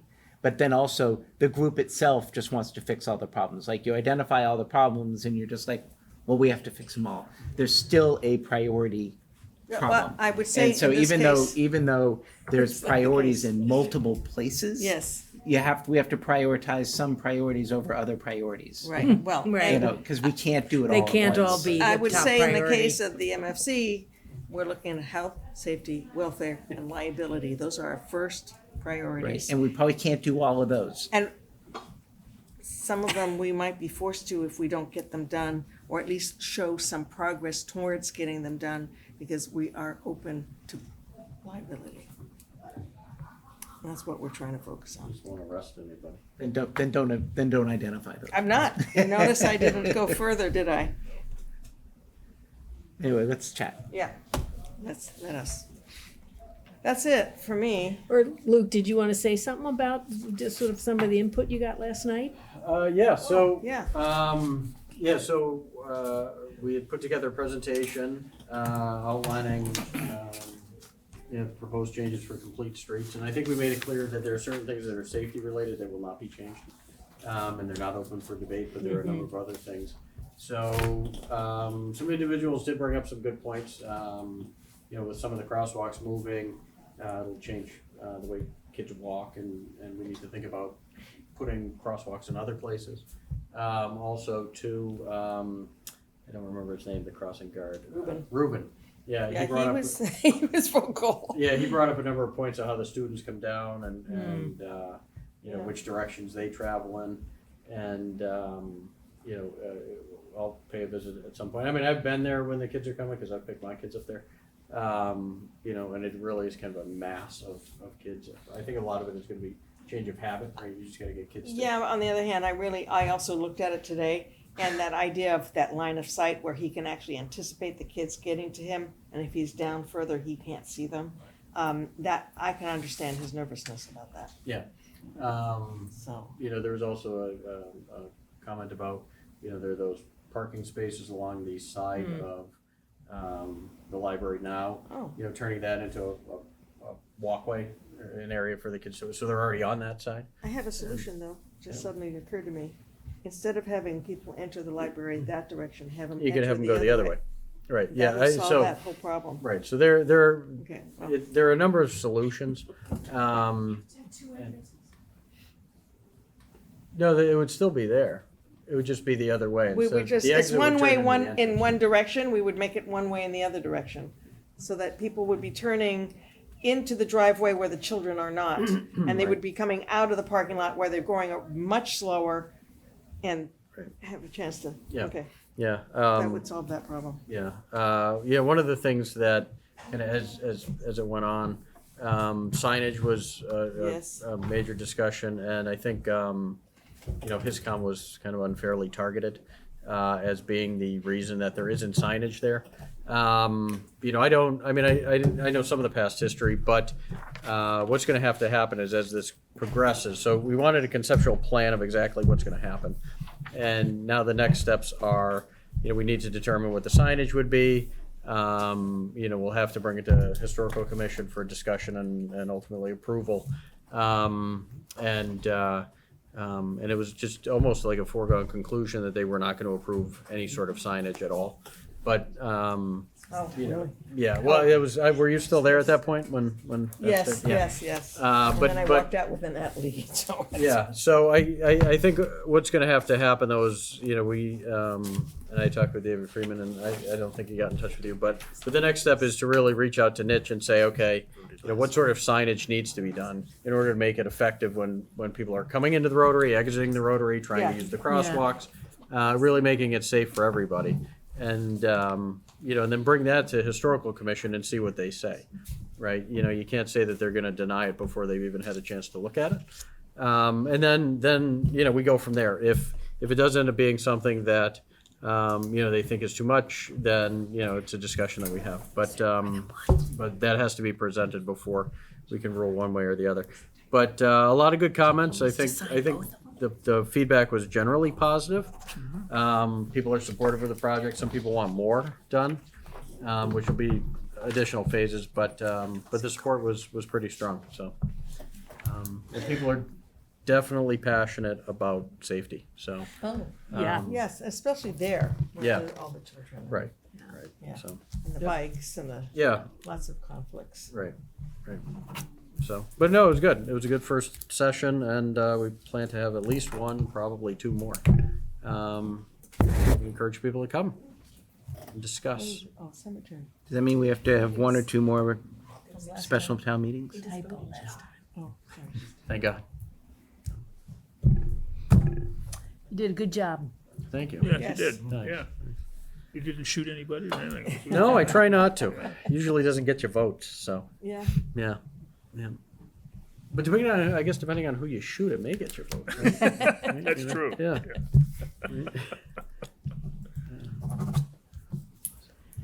Yes, I better watch out. Yeah. Yeah, you're 100 votes right there. Yeah. Okay, That well, message was clear. unless somebody else has something else to say. I do. it's- I move adjournment. There we go. Second. Oh, you beat me to it.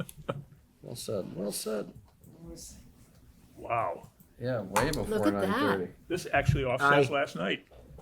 Well, A little bit. You A wanna bit, vote? yeah. Yeah, we're gonna vote with our feet. a little bit 3:30. I don't think, thank you very much for all those who were watching and listening. All those in So we favor? can say hi to Aye. David Aye. and Ed, because they're the two that are watching.